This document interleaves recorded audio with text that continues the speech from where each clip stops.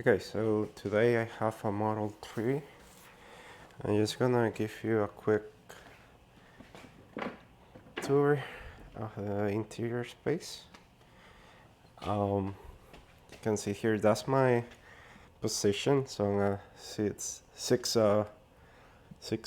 foot tall, or 1.8 meters. Yeah, that's a bit tight here. I'm gonna check because I think maybe I'm too way back, but yeah, that's the space. The screen a bit too right now because we're inside the garage. Let's see on the other side. Much more space here, and head space is like 2 inches away from the glass. And if I lean forward, maybe an inch. So yeah, if I if I were to jump, I would hit my head a little bit. So yeah, not the best in terms of in the back space, but the front is pretty good. Here you can do the same thing. Let me clean the camera a little bit. It's still just too bright. Let's see, we can change the brightness. It's way too high. Okay, so that's better. I can sync it with the other screen. There's games for kids, and you can use this while the car is going, so they can watch YouTube, which might be good or bad depending on your preference. You can tap to turn the AC, and you can feel it going around, and lower it. You can move this seat, the passenger front. You can, okay, so you can see the movement there. So now I have a little bit less space here. You can turn on the heating, not in the front but the back. Turn all off. And in terms of pockets, there's some space here, coffee, and then this is to get out. There's no emergency latch, but there's one here. So you can see a small indentation there, a hole. You can pull it, and then there's an emergency release here, and just pull it out, and there, it opened the door. Okay, so that's for emergencies, and this I'm just gonna put it back. So it's not too bad, but the problem is during an emergency, there's multiple things that you need. Like, you don't want to think about that, and especially kids in the back. So might not be the best. But yeah, it's better than what it was before. Let's say. Could still use some improvements, I believe. I'm putting it, but this back is a bit difficult. Not sure if I'm doing it right or not. Let's see. Okay, I was doing it wrong. That's why. Now it did fit. Okay. That's the back. There's some 2 USB-C here. The bucket here. There's some holes in here, so it might be just for like a booklet or some kind of books or papers there. For this one, we can drop it, and it goes together with the middle one.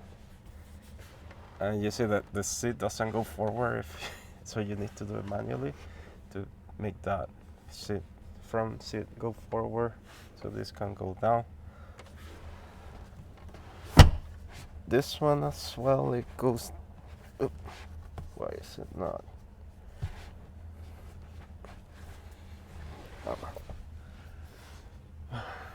Why is it not coming down? there it goes. So this one came down. For some reason I needed to push it back and then forward, and it came down. This is fairly nice. This is actually pretty nice, I like it. Okay, so that's the back of the car. And then the front is pretty normal as the other models. Let's see. Let me check the rear. So that's the space here. Similar as the old model, outgoing one. There's the front plate and the adapter. There's small cubbies here and here on the side. And there's no way to make, is it? No, this is for this type thing here is for, I think, yeah, it's for the connector cover, the plug.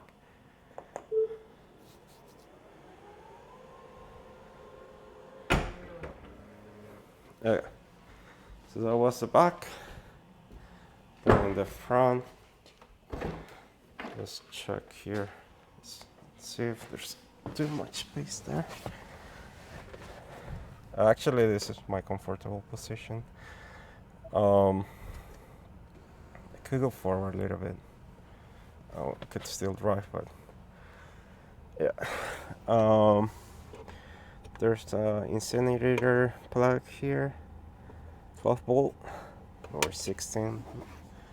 There's a light in there. There's like a big, there's some space here, but no space here. So I don't remember if this was there before. So you can see here better. Yeah. So this one we push, closes, push in, closes, and then put it back. Here's where you charge your phones, and this is the screen. The cover here. I believe there's there's a USB-C right here, and there's the just light. There's nothing else. So one USB-C, two USB-Cs in the back, and then the 12 volt here. No other plugs. I got to open the glove box. You need to press it on the screen right here.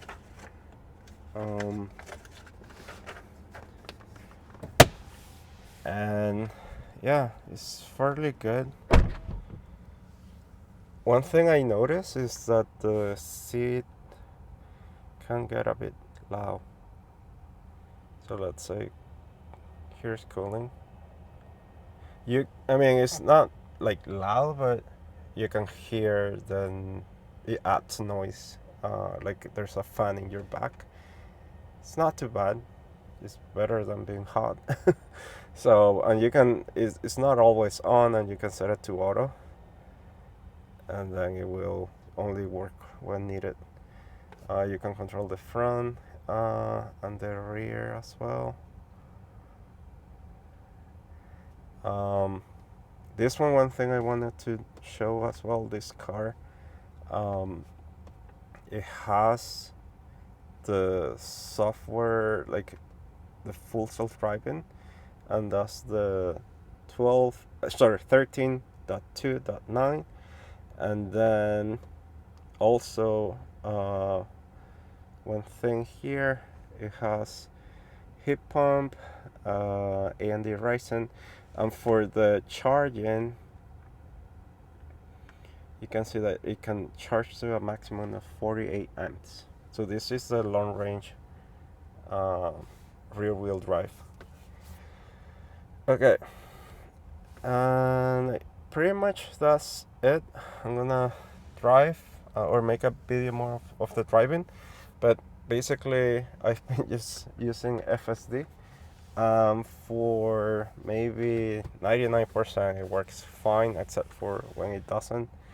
You need just to take over, but nothing where I would say it's an emergency.